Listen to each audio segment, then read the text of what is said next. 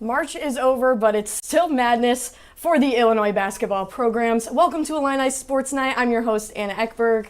And I'm Saeed Rabo. Saeed, we both had pretty busy weekends this past weekend. A lot of sports action going on, a lot of game calling, a lot of sidelining. Are you excited for the show, though? Of course, yeah. It's always good to come in on a Monday night to talk some sports with you guys. I absolutely agree, and I hope our fans at home love it just as much as we do. And with that, we'll jump right into tonight's show. While it was expected, it's now official. Illinois' freshman star, Keaton Wagler, has officially declared for the NBA draft. Wagler is ranked the number 5 prospect on ESPN's Top 100 ranking after leading the Illini to the Final Four. Standing at 6'6", Wagler averaged almost 18 points, a little over 5 rebounds, and a little over 4 assists in his first and only year with the Illini. Wagler will be living his lifelong dream of playing in the NBA with fans from Illinois forever. Did you see his post he made on Instagram for his declaration for the draft? I did see that. I read it and it almost brought me to tears. I love when a kid gets to live out his dream and play for the NBA, but I'm a big college hoops fan, and I love to keep our good players around for as long as possible, even though this is, like we've said, a lifelong dream of his. It's great to see him, but sad to see him go, of course. I mean, it was worth kind of a conversation, right? Because there was still that possibility that they could bring him back. But, I mean, come on. Like, not only living out your dream of playing in the NBA, but the payday. Absolutely. I mean, in your first year, would you rather get $8 million in your first year playing in basketball or stay at Illinois, try to chase a championship? Maybe I'm biased. I prefer to stay at Illinois. But $8 million is pretty enticing. I will say say that. $8 million is pretty enticing. But the NBA draft lottery is set for May 10th with the draft combine beginning May 11th. All right, the men's college basketball season may be over, but with the transfer portal wide open, the chaos for fans won't end until April 21st. Adam Edwards is in studio to tell us more about the offseason madness. Adam, what's going on with the Illini and the transfer portal? Thank you, Saeed. So now, while it was quiet at first for Illinois, the Illini saw their first shakeup 5 days after the portal opened, with sophomore guard Mihailo Petrovic and sophomore forward Tony Bilic both announcing their departures from the program. Petrovic appeared in 19 games in his only season at Illinois, averaging just 5.8 minutes per game, with a hamstring injury and Keaton Wagler's star role shrinking his own spot on the floor. Bilic joined the Illini mid-season and was only on the team's practice squad.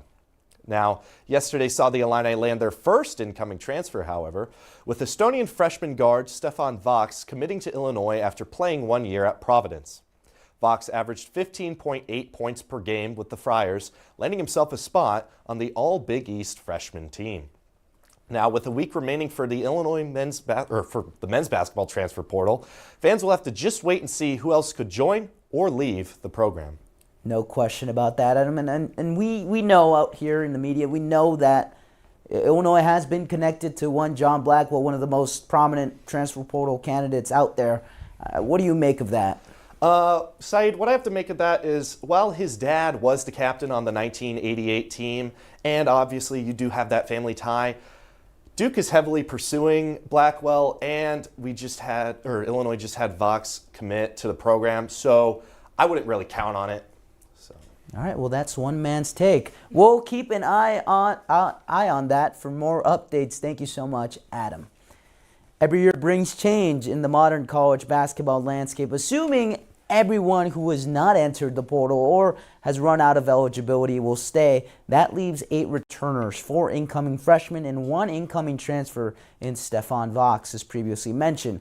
But the absences of Wagler and Boswell leave big shoes to fill.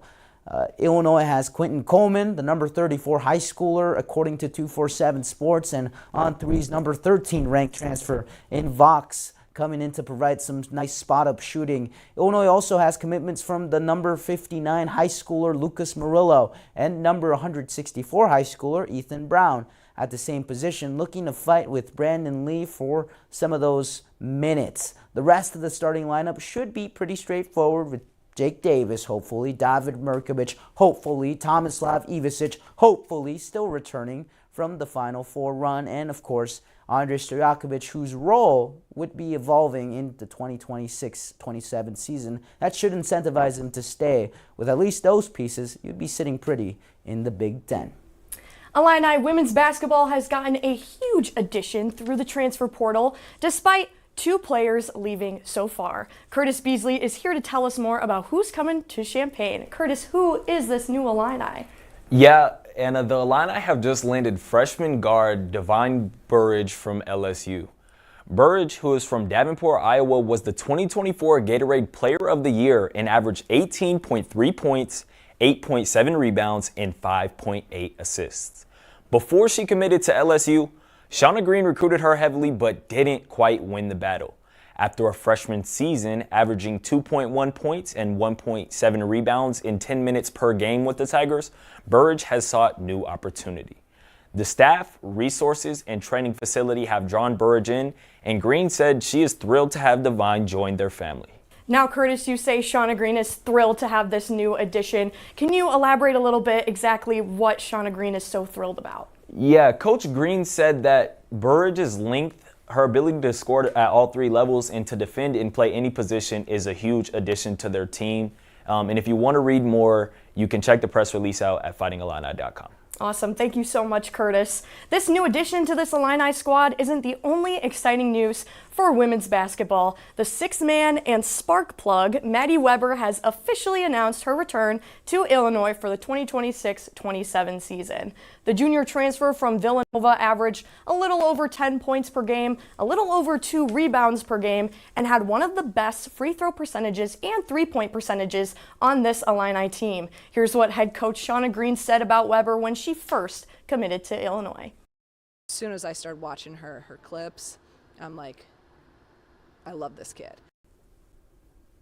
Weber is so far the only one from this past season to announce her return, but Saeed, like we've been saying, with the transfer portal, anything's possible. They had a lot of good stars like Ciara Parchment, Barry Wallace, of course, who's been on the team for 2 years now. Yeah. Do we think the Illini women's basketball team is going to see a high retention for this upcoming season? And there's no reason to believe otherwise, I think. But it's a we'll see, because time will tell. But I do think another thing that's worth mentioning out here is the fact that Shauna Green has been able to bring in transfers after having tried to recruit them before they came into college, but she's having more success getting them their second year. And retaining Maddie Weber, it's so exciting. You wonder if her role will change given the fact that how she was used coming out of the bench and how good she was really in that role. So we'll see. And I know that she was one that said that she wanted to be come off the bench, so we'll see. It's still exciting regardless. Are you excited for it? Oh yeah, I'm super excited. Shauna Green, since her coming to Illinois, she has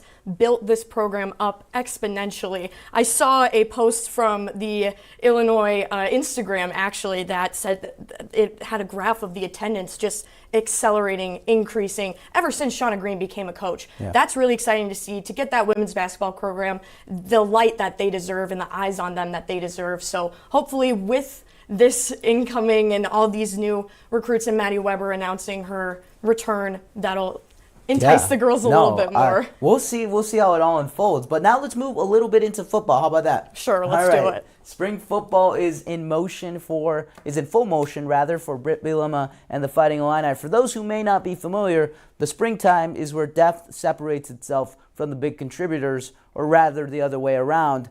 On the roster, 2 players who are intriguing heading into the fall are former running back Caden Fagan, who is now a tight end, and redshirt freshman wide receiver Braden Trimble, who is looking to find the field in 2026. Fagan had played his first 3 seasons at the running back position, but a turbulent 2025 season led him to change something. He says he came to the decision to switch positions after taking time to talk to his family. He considered his injury history at the time as well. Fagan will have 1 season of eligibility left, but hopes to apply for a medical redshirt season retroactively from 2024. And if you thought Caden Fagan was already big, he's up almost 20 pounds from his freshman size. That's from roughly 240 to 260. Trimble, who came in as a hotshot freshman last offseason, hit a wall after suffering a foot injury that sidelined him for the Music City Bowl this past December. That was the longest period of time Trimble had gone without playing football. Zoomed back out here this spring, and Trimble has been pulled back down to earth and is putting his head down to work in hopes of solidifying a role at wideout for the 2026 Illini football team.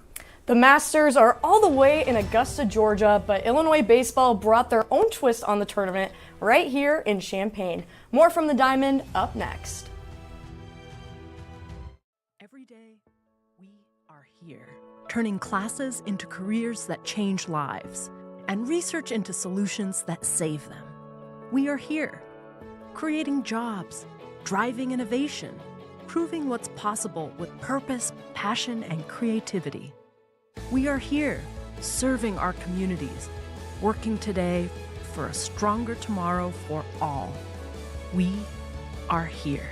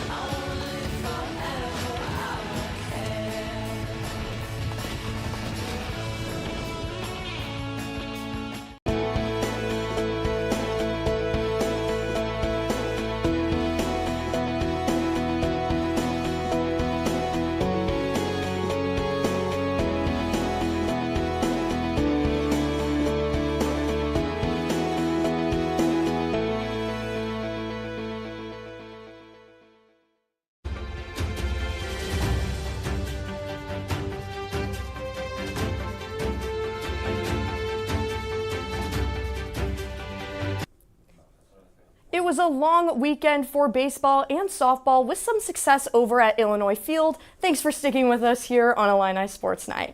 While eyes have been on the Masters tournament down in Augusta, Georgia, over the weekend, Illini baseball put a special spin on their home stretch to celebrate the occasion. Here's Reed Lofstead with the game that was like no other. Thank you, Anna. While Saturday was a highly anticipated weekend in sports, Illini baseball had things up their sleeve to reel fans in to Illinois Field. In the matchup against New Orleans, the game wasn't as explosive as the previous 13-1 win. However, there was mastery on the mound and in the batter's box. Plate discipline for the Illini was high after getting 10 walks, while also knocking 2 doubles and a sacrifice hit. After a homer at the first at-bat, Mitch Dye allowed 0 runs for 6 innings, while striking out 5. To celebrate the Masters, Illini baseball displayed golf-themed scoreboards along with promos between innings. Here's baseball's marketing director, Adam North, on getting fans to celebrate. It's a great way to get fans to all of our sports, highlighted by baseball having this weekend as well, and it's beautiful weather in Illinois as well, which always gets people us. Just like Rory McIlroy, Illini baseball donned their own green jacket with the series victory. Now, with the Masters being this weekend in Illinois baseball, what was the energy like there at Illinois Field? Were there a lot of golf lovers there? You know, Anna, there was plenty. You saw Augusta National logos on hats, jackets, and most importantly, there were crowds pushing out the seats. It was wild. That's awesome. Thank you so much, Reed. All right, with a little over a month until the Big Ten tournament, a weekend break from conference play provided a little bit of breathing room for the Illini, who are just hovering above 500. Carson Fenlon was at Illinois Field for the series conclusion yesterday. Carson, how'd the series end for the Illini? Well, Saeed, the team took 2 out of 3 games against the New Orleans Privateers this weekend. Looking to sweep their first series this season, they fell just short.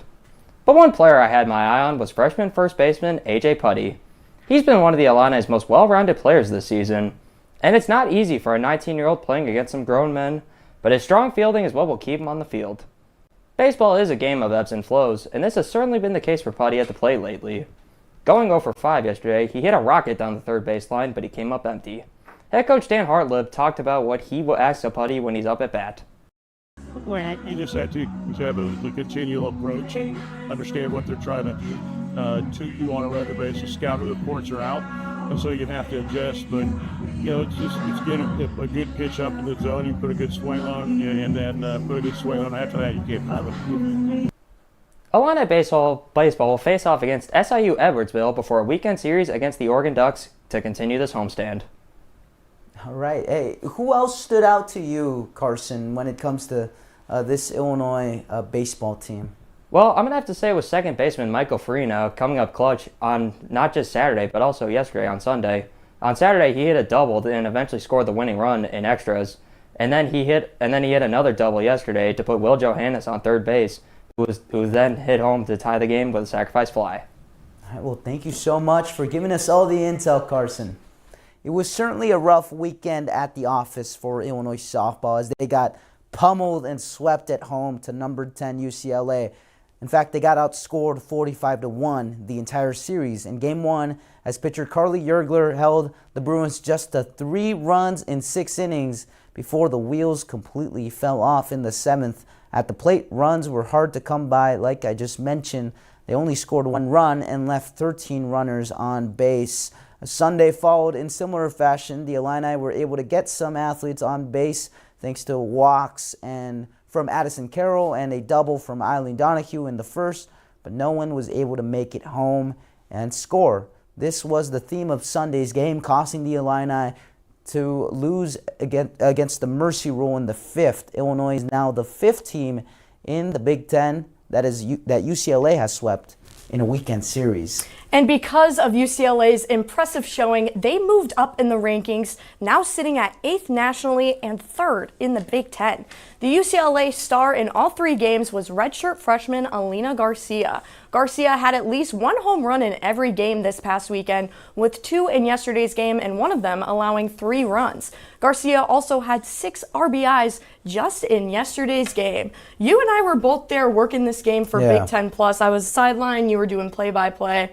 I got to talk to head coach Kelly Inoue Perez, and she really gave a hats off to the entire staff at UCLA softball. I asked her, what does it mean to this program? They were almost about to break the record for most home runs scored in a game. So she really just gave a hats off to them, appreciating them for all the hard work they do. And senior Megan Grant also had an incredible game all weekend. She had incredible games, and even though the freshmen were amazing, the entire team really had an outstanding showing. What did you take from this past weekend series? Yeah, I mean, you look at the other side of the diamond and you see a team that's been prolific over the last 10 plus years when it comes to softball. They've gone to, 9 of the last 10 Women's College World Series in softball. I mean, that tells you something about a program. And it's a barometer, right? If you're Illinois, you look at that's where you would like to be at, but Illinois just happens to be on the other side of that spectrum. And, Tyra Perry's still looking for a voice in the clubhouse to lead that team through this turbulent season. We'll see how that all unfolds. Yeah, absolutely. Now, basketball season is over, but State Farm Center will be hosting a national competition this weekend. Stick with us here on Illini Sports Night.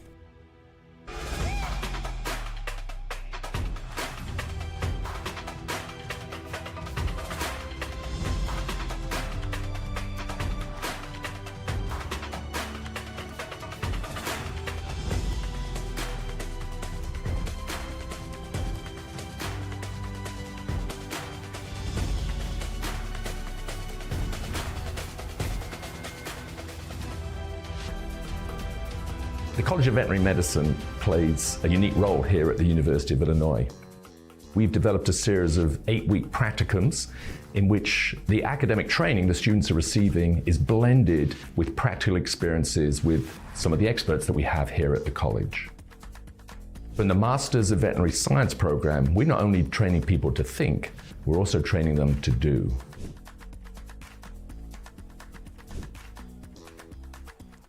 Illinois will host the most distinguished guest in men's gymnastics. Welcome back to Illini Sports Night. This weekend, the U of I has the honor of hosting this year's NCAA Men's Gymnastics Championships at the State Farm Center. The tournament will begin with 2 qualifying sessions on Friday, April 17th. 3 teams, the top 3 all-around athletes, and the top 3 athletes in each event who had not already qualified will move on to the final session. The finals will take place on April 18th. 12 teams, including all 5 Big Ten teams, qualified for the tournament, as well as individual athletes in their specific events. In total, over 100 athletes will be in town competing for a title. The Michigan Wolverines will look to win back-to-back titles, and the Illini and 3-time Big Ten pommel horse champion Brandon Dang will look to take home a national prize as well. Illinois has 2 other All-Big Ten athletes in Garrett Shuley and Sam Phillips who will look to make a name for themselves this weekend. Illinois women's gymnastics wrapped up its season on April 3rd in the NCAA Regionals. 4 gymnasts represented the Illini in Lexington, Kentucky. Chloe Cho posted an all-around score of 39.375, including a 9.9 on bars. Almost a perfect score. That was her 9th time scoring a 9.9 on the apparatus this season. Eden King scored a 9.05 on floor, while Summer Clancy earned a 9.8 on beam in her regionals debut. Even with 4 seniors graduating this year, 3 of their 4 gymnasts at regionals were underclassmen. So while the season was cut short for the Illini, the future looks pretty bright for them.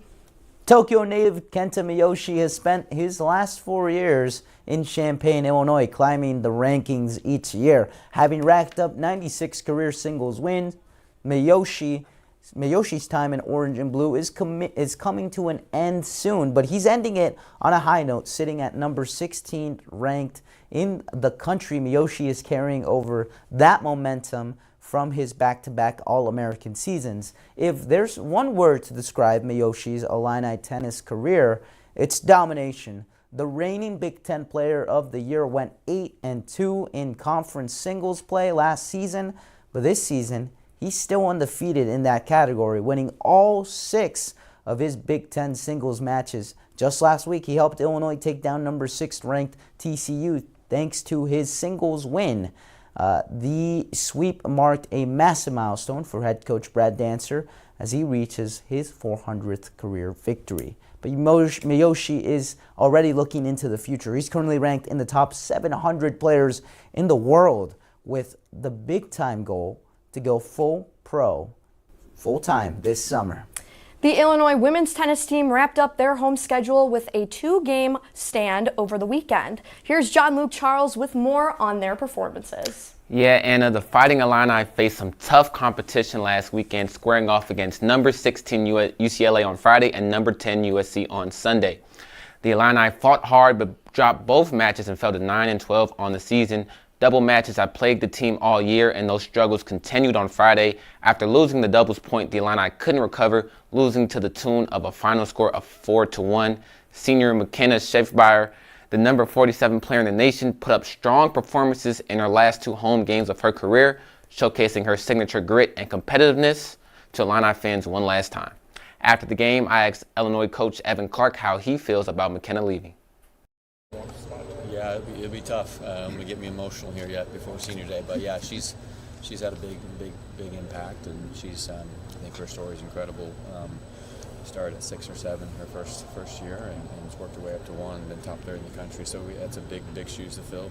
Someone will step up and fill that void, but yeah, big shoes to fill, and we'll miss her a ton. Illinois will play 2 more games to finish their regular season before heading to Columbus, Ohio on April 23rd. For the Big Ten Championships. John Luke, the Big Ten Championships are coming up quickly. How do you think our Illini are going to do?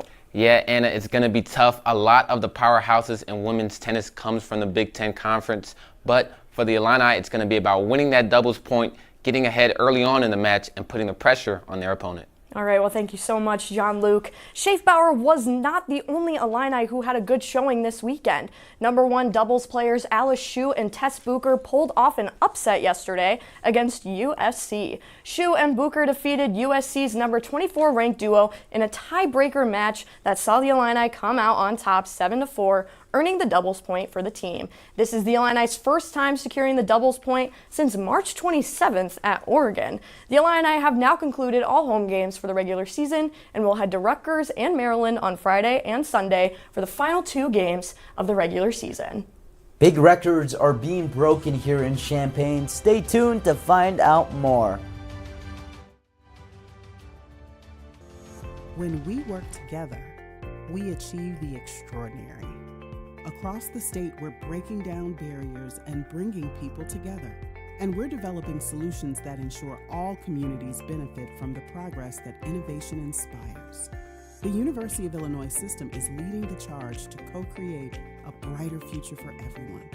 Let's achieve the extraordinary together.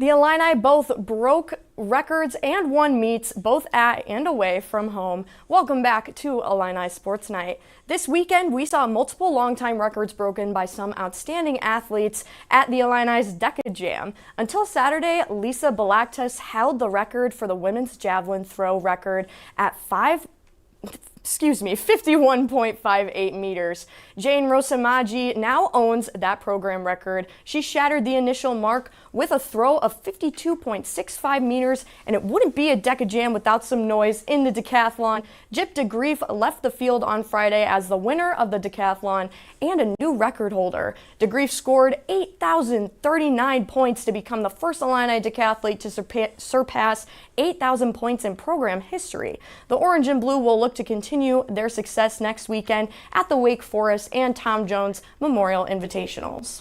All right, the Illini men's and women's track team are headed south for a very busy weekend. The teams have 2 meets in the Southeast this Saturday, starting with the Tom Jones Memorial Invitational down in Gainesville, Florida.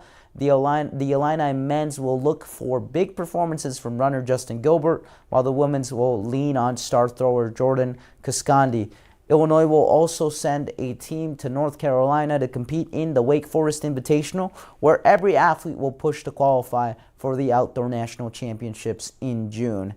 Tune into UI7 Live this Wednesday at 5:30 p.m. Caitlin Devitt and Nathan Gonzalez bring you the latest news from across Champaign County. Plus, David Flores has the full forecast with UI7 weather, so you're prepared for the days ahead. Stay informed, connected. Watch UI7 Live Wednesday at 5:30. That's all we have for you tonight for our final regular show of the semester. Right. The next time you will see us, we will be on the orange carpet at the Oskies. I am a little emotional that this is our last show. Yeah. I can't believe it. I'm so sad, but I'm also so grateful for this organization, this program, for allowing me to build my confidence on camera and just build my confidence regularly, having to ask coaches and SIDs and players and athletes a bunch of questions, and being able to have the opportunity here has been exponential, and I wouldn't have traded these past 3 years with this org for the world. I feel pretty much the same way, getting all that hands-on experience and being able to come here, share the stories of the people who are out there and making a difference in the Illinois athletics world. It's been absolute blast. So we thank you so much for every single one of you guys who was tuned in. We really, really appreciate it. Goodbye. Yeah, thank you so much for tuning in tonight. I'm Anna Ekberg. And I'm Saeed Bravo once again. Have a great rest of your night. And bye.